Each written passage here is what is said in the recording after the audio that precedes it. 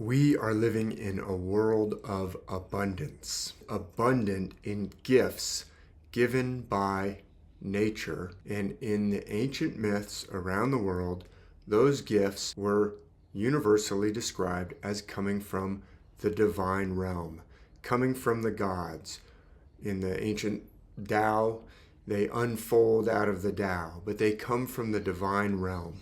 The gifts of the gods, the sun, the sea, the soil, the rivers, the vine and its fruit, the fields of grain.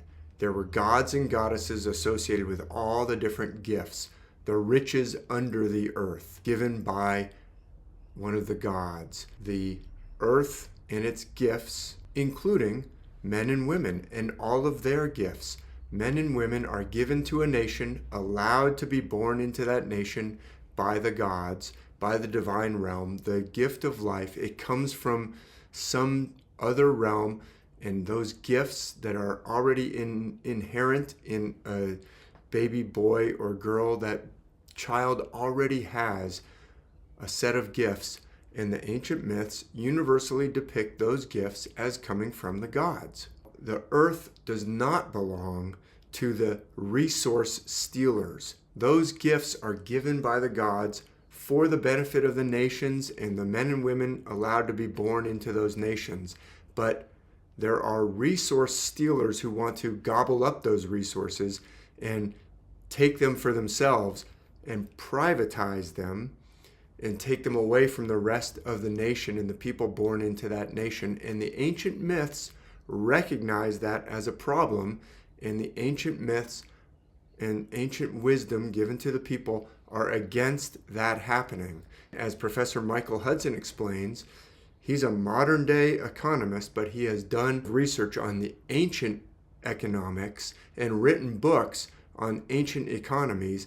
The ancient wisdom saw that the prevention of resource stealing was tied up with the forgiveness of debts. And we find that in the ancient wisdom around the world. The ancient Babylonians, he points to Hammurabi's code, the forgiving of the debts, so that oligarchies don't spring up by adding one piece of land to another and creating fiefdoms where the resources now all belong to oligarchs instead of to the nation and the people born into that nation. So Hammurabi's code, Professor Hudson points out that the very Rosetta Stone includes texts about forgiveness of debts. Forgiveness of debts is baked into the ancient wisdom, and of course you see it in the scriptures of the Bible. There are texts that warn about the rise of oligarchy, private fiefdoms where through debt lands are added next to lands until giant fiefdoms are created. And the ancient biblical texts also have that idea of a jubilee and the forgiveness of debts and the returning of lands, so that the resources given by the divine realm are not gobbled up by oligarchs, by resource stealers. The ancient wisdom in the Bible is related to the ancient wisdom of all the other cultures around the world. Those ancient stories in the Bible are based on the very same celestial system. They are against this resource gobbling and oligarchy, but something happened. Those texts, those ancient stories, were turned on their heads by biblical literalism, which brought down the ancient world, led to the destruction of the Roman Empire. The ancient civilizations devolved into fiefdom and feudalism during the rise of biblical literalism, especially in the West, particularly the Western Church. The Western European fiefdoms were basically created by the implosion of the Roman Empire and the destruction of antiquity, the stamping out of the ancient wisdom, and the imposition of this biblical literalism, which teaches that the whole world belongs to the church. It teaches that there's only one God. This one God is superior, and all the other ancient wisdoms need to be stamped out, and the whole earth belongs to literalist Christianity to take the resources of others. The rise of biblical literalism led to feudalism, the Dark Ages, the destruction of civilization. That feudal oligarchy pertained until the rise of modernity against feudalism. The early modern economists in France, as Professor Hudson explains, were very focused on how to get rid of feudal rents and the feudal rentier system. And that back and forth has defined politics and economics since the time of feudalism. Feudalism says the world belongs to us, and by us is meant basically the nobility and the church. The whole world is ours. We are exceptional. We're special. Our God is better than all the other gods. In fact, all the other gods are false. Our God is true. And we can take the riches given because God gave the world to us. So all the gifts of God belong to Christ and his kingdom. And you can hear that language even still today. But it is an exceptionalist position. Our God, in denying the ancient wisdom and denying all the gods that were given to all the different peoples of the earth, including the peoples of the West, the Greek gods, the Roman gods, the Egyptian gods, the ancients were not exceptionalist about their gods. We can find ancient texts such as Tacitus, when he's writing about the Germans, he says, oh yes, well, their chief god is Mercury. He's talking about Odin or Wotan, but they recognize, well, it's another form of Mercury. And that's why today, Odin's Day or Wednesday is the same as Miércoles or Mercury's Day. In Spanish, it's Miércoles. In English, it's Wednesday or Wotan's Day. Because in the ancient times, it was understood all the different gods and goddesses around the world are actually part of the same system. Biblical literalism says, no, we're going to deny that. Our God is the only God. The ancients did not see it that way. You can look at the writings of Plutarch, another ancient author, who says, oh yeah, the Egyptians' god Amun is, or Amun-Ra, that's Zeus. It's the same god that we see as Zeus, or their Osiris is our Dionysus. There was not this idea that, oh, we got to go convert them to our gods. There was an understanding that the different peoples of the earth were given this ancient wisdom. It was all connected. It was all actually part of the same system. And there wasn't this idea of, oh, we've got to go convert them to our gods. They basically would set up, oh, our gods alongside your gods, that's fine. You want to bring in your gods, we'll bring our gods, and we don't really care if you put yours next to ours. You can see the contrast if you listen to this speech from this Christian missionary talking about going to Taiwan, this missionary family saying, oh, you know, they think that, hey, why don't we just add Jesus next to our gods? But no, that's not okay. For the literalist, exceptionalist dogma that says the whole earth belongs to us. One of the biggest barriers to people coming to faith in Christ is the local religion and ancestor worship. We come from our Western kind of post-Christian worldview where people have some understanding of what we're talking about when we talk about God, when we talk about the Bible or Jesus. But people here have literally no understanding of who God is, who Jesus is. I've had people ask me, well, why did Jesus die on the cross anyway? I mean, wasn't he a good guy? In their way of thinking, if you do good things, you get good things happening to you. And if you do bad things, sooner or later, that's going to come back and you're going to get your payment for that. I've asked people at a temple, I say, oh, what God are you worshiping here? And they say, I don't know, just the local God, so I worship it. That's what we do, so we do it.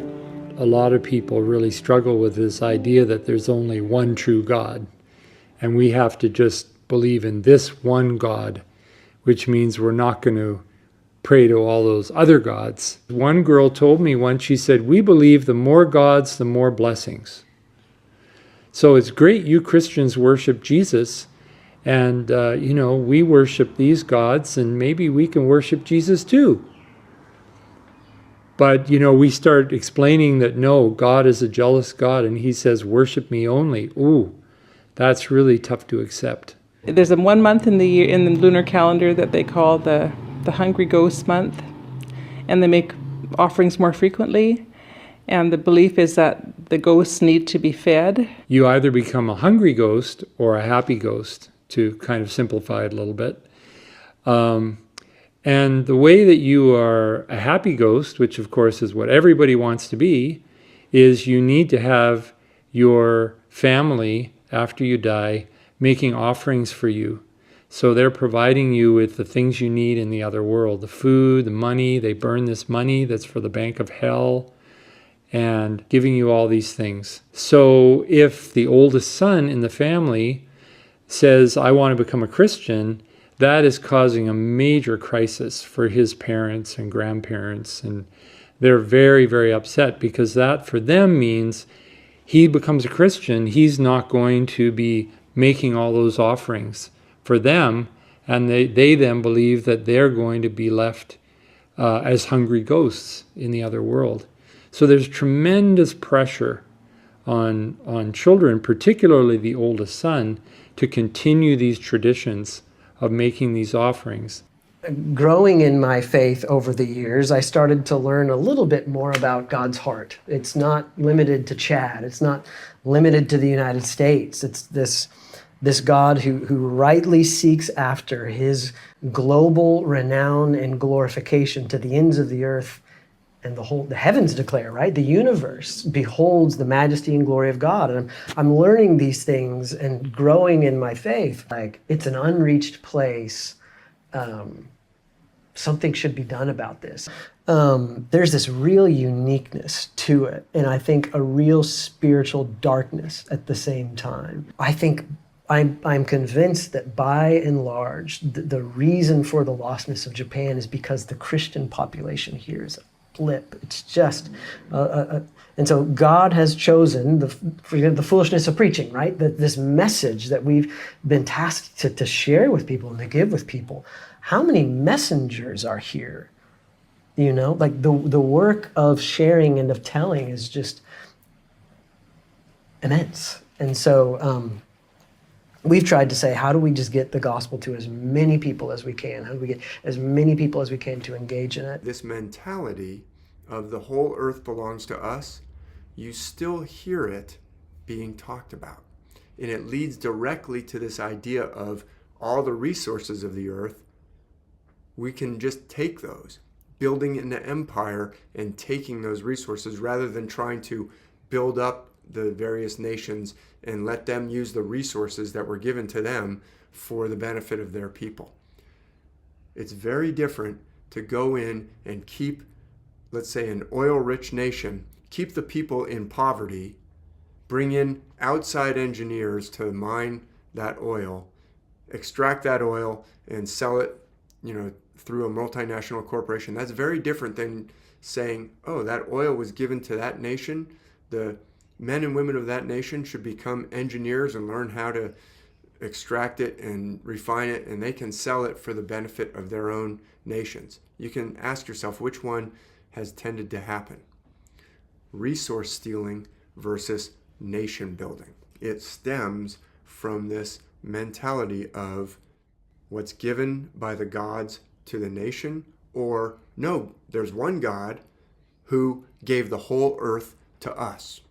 Here's the coronation ceremony. It's feudal, obviously. This goes back to the 1500s, the use of this orb. But here's the coronation ceremony from 2023. Listen to the words, receive this orb underneath the cross, symbolizing that the whole world belongs, and all the nations of the world belong to our God and his Christ.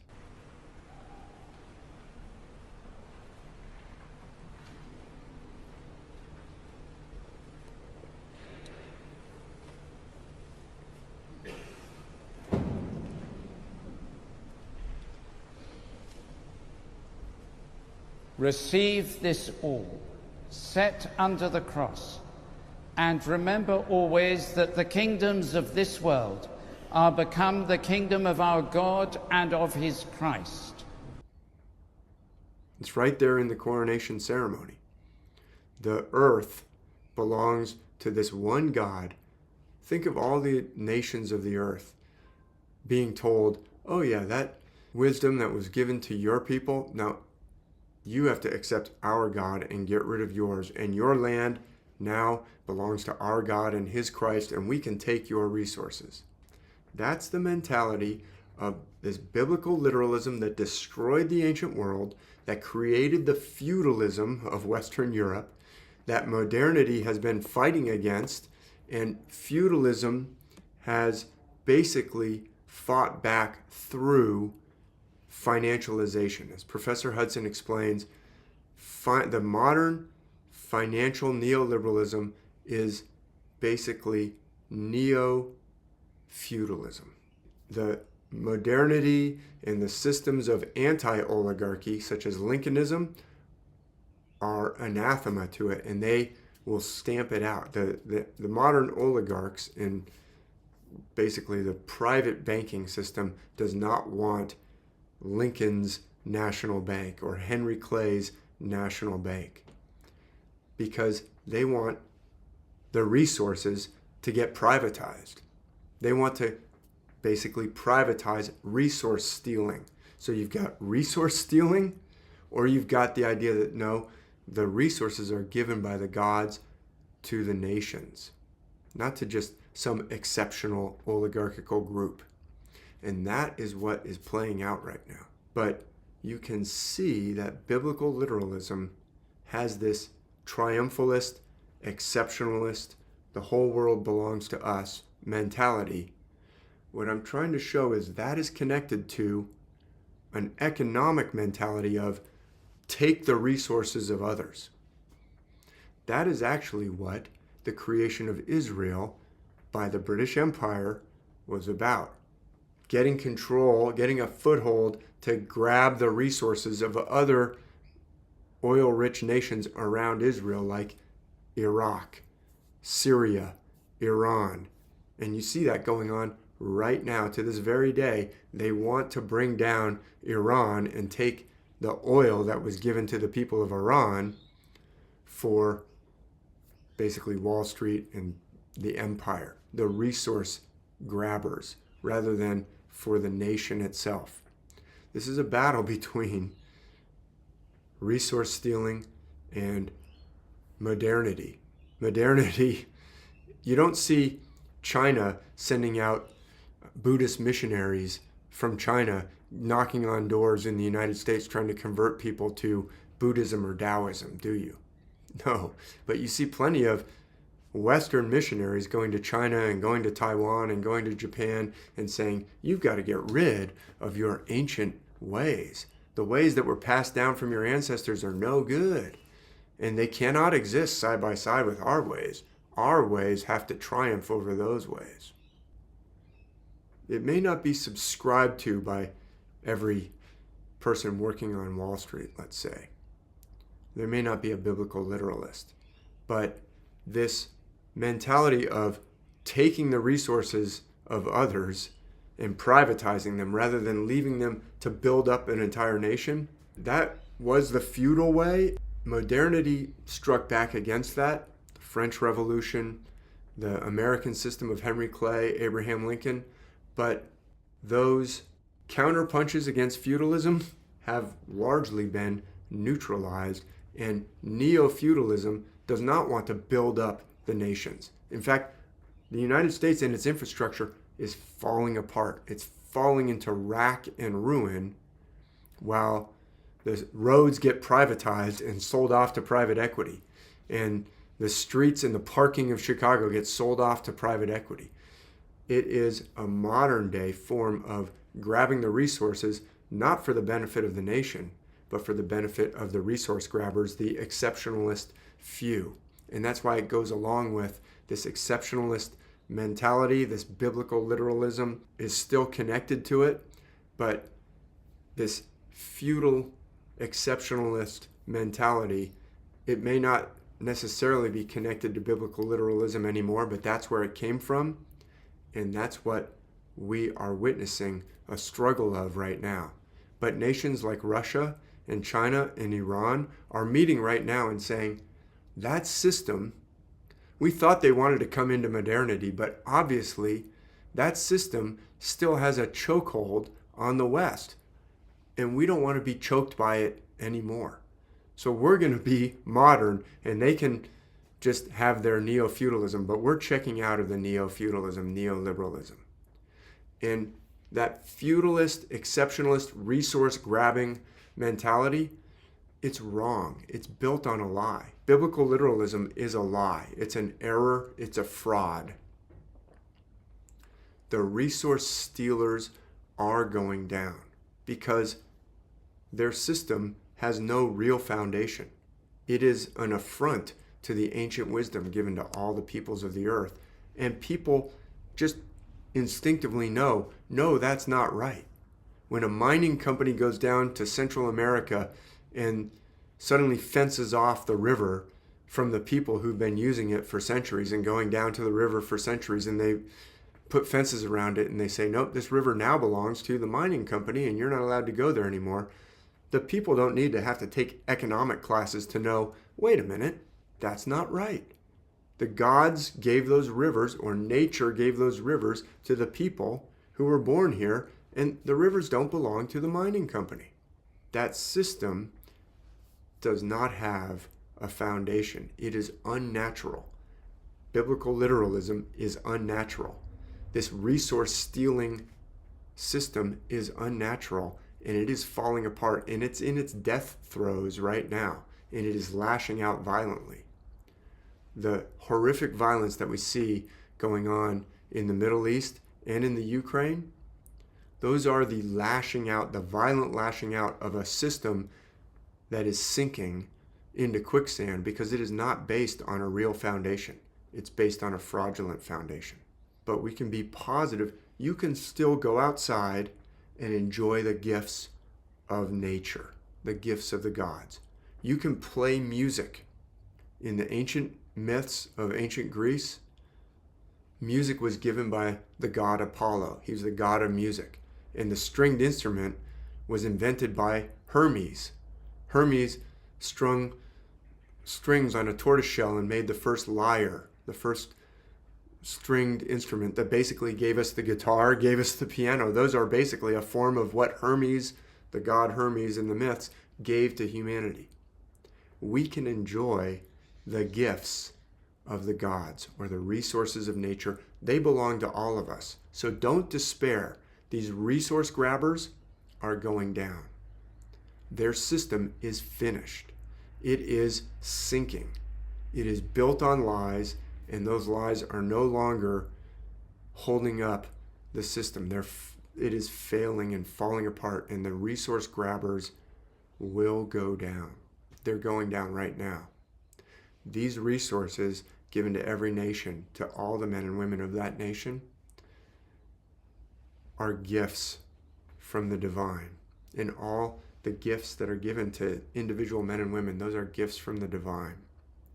And we should enjoy those with an attitude of abundance and not scarcity. Neoliberalism is about getting you to accept scarcity so that the resource grabbers can take all the resources. And that's just completely wrong. It's false, it's fraudulent, and it's not in accordance with the ancient wisdom given to all the different cultures of humanity, of this beautiful, wonderful, abundant earth into which we have the privilege of being born.